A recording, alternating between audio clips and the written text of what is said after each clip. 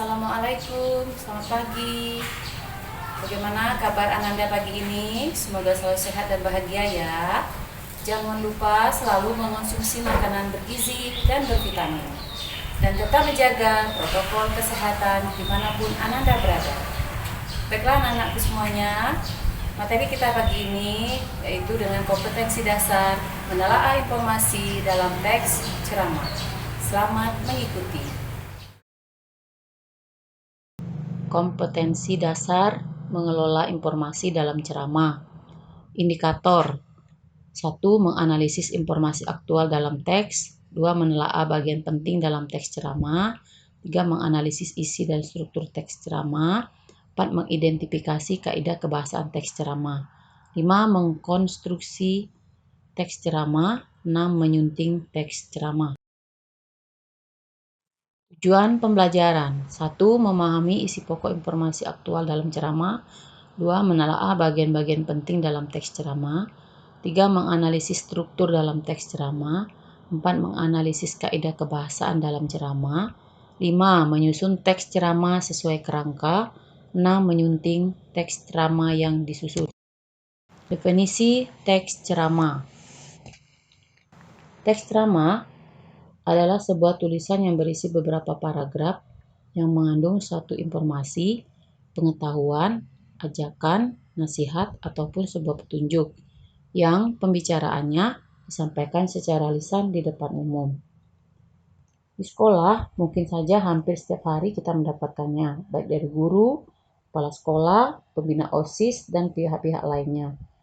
Di lingkungan masyarakat pun seringkali kita mendapatkan ceramah. Dari teks semacam itu, kita dapat memperoleh tambahan pengetahuan, informasi, dan wawasan. Dengan memperhatikan orang berceramah, dapatlah kita simpulkan bahwa yang dimaksud dengan ceramah adalah pembicaraan di depan umum, berisi penyampaian suatu informasi, pengetahuan, dan sebagainya. Yang menyampaikannya adalah orang-orang yang memang benar-benar menguasai di bidangnya. Selain itu, ada pula yang disebut dengan pidato dan khotbah. Untuk memahami kedua hal tersebut, cermati perbedaan di antara keduanya. Pidato adalah pembicaraan di depan umum yang cenderung bersifat persuasif, yang berisi ajakan ataupun dorongan pada khalayak untuk berbuat sesuatu. Sedangkan khotbah adalah pembicaraan di depan umum yang berisi penyampaian pengetahuan keagamaan atau praktik ibadah dan ajak-ajakan untuk memperkuat keimanan seseorang.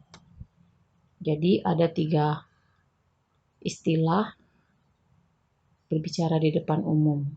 Yang pertama adalah ceramah, yang kedua adalah pidato, dan ketiga adalah khotbah. Tujuan ceramah.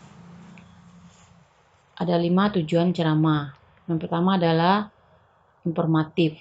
Artinya ceramah memberikan informasi kepada pendengar mengenai suatu hal dan mampu memahami pesan tersebut.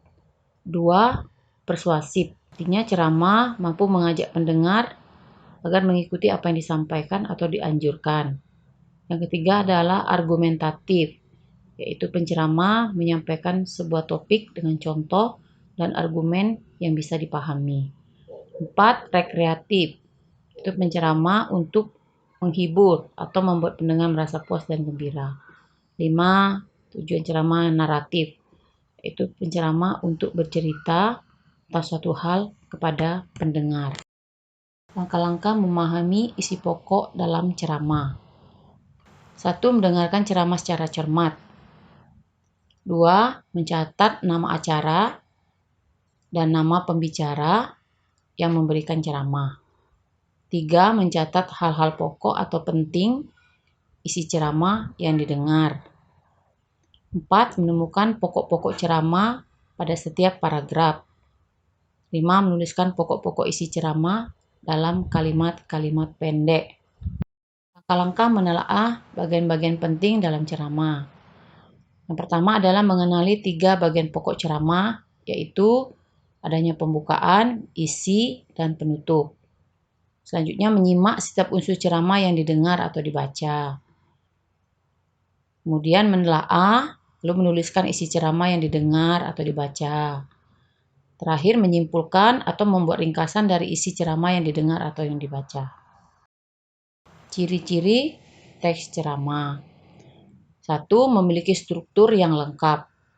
Struktur teks ceramah ada 3, yaitu adanya pendahuluan, adanya isi, dan penutup. Yang kedua adalah isi ceramah sesuai dengan kegiatan yang ada, objektif, yang artinya apa adanya, kemudian jelas, dan benar.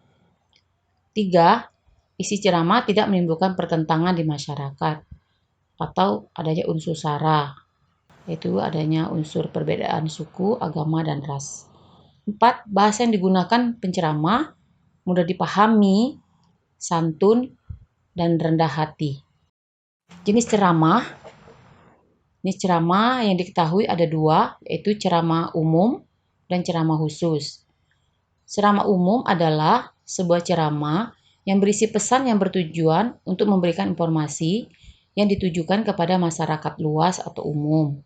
Contoh, teks ceramah singkat tentang menuntut ilmu, tentang sabar, tentang keluarga, dan lain-lain. 2.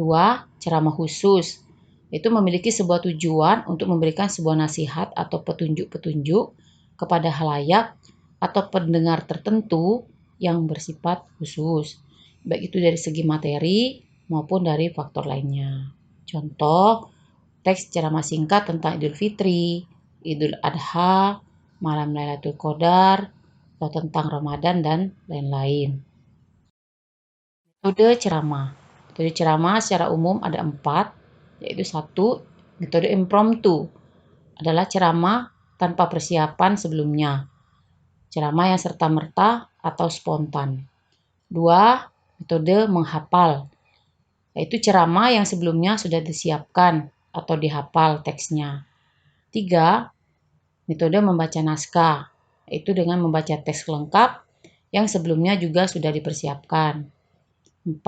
Metode ekstemporan adalah metode yang sering digunakan penceramah, yaitu yang sebelumnya menuliskan pokok-pokok pikiran sebagai catatan pengingat bagi penceramah.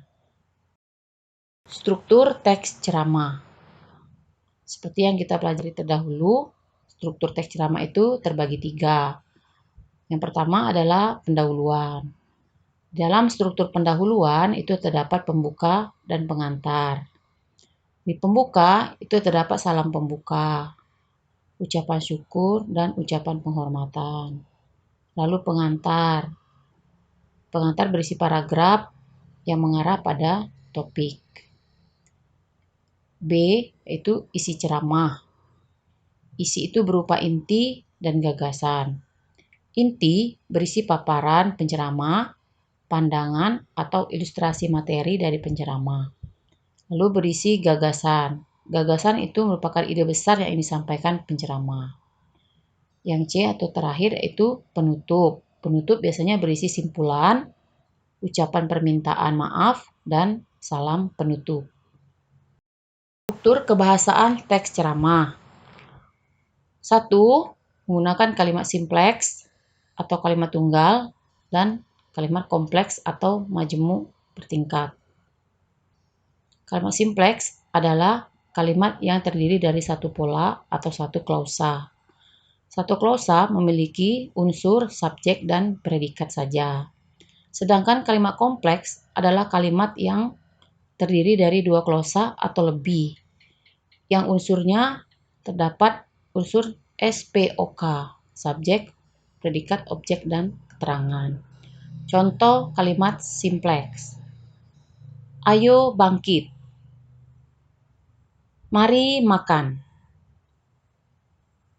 Contoh kalimat kompleks.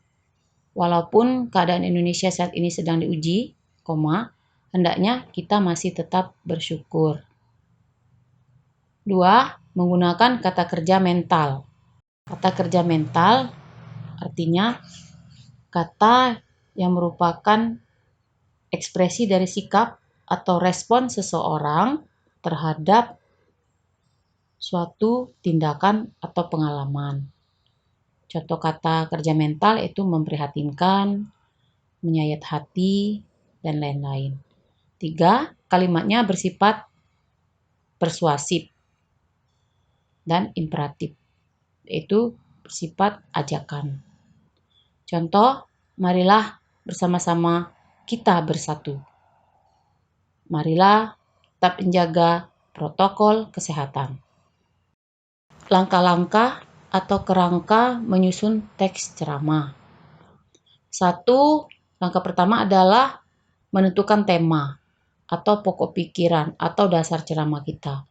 Contoh tema misalnya tentang COVID-19 atau tentang ikhlas atau tentang sholat atau tentang sabar dan lain sebagainya.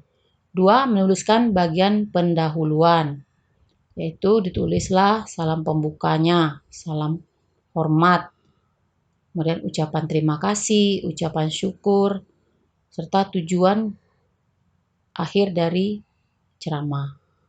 Yang ketiga, menuliskan bagian-bagian isi ceramah, yaitu adanya bagian umum dan bagian khusus.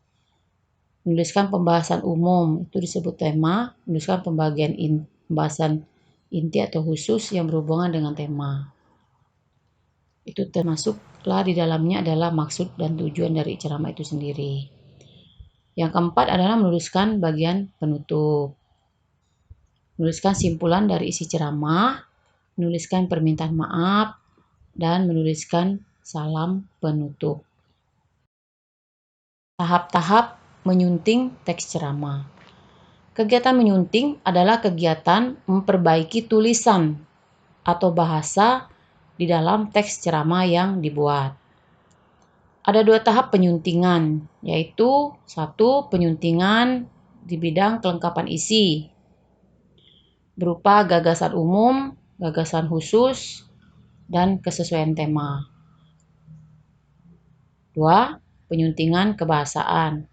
Itu biasanya bagaimana cara kita menggunakan tanda baca, titik koma, tanda seru, tanda tanya, tata bahasa, bagaimana tata kalimat dan tata bahasa yang baik dan benar menurut OIB, lalu struktur kalimat, diksi, menggunakan pilihan kata yang tepat, serta kepaduan antar kalimat, yaitu koherensi antara paragraf 1, paragraf 2, dan seterusnya.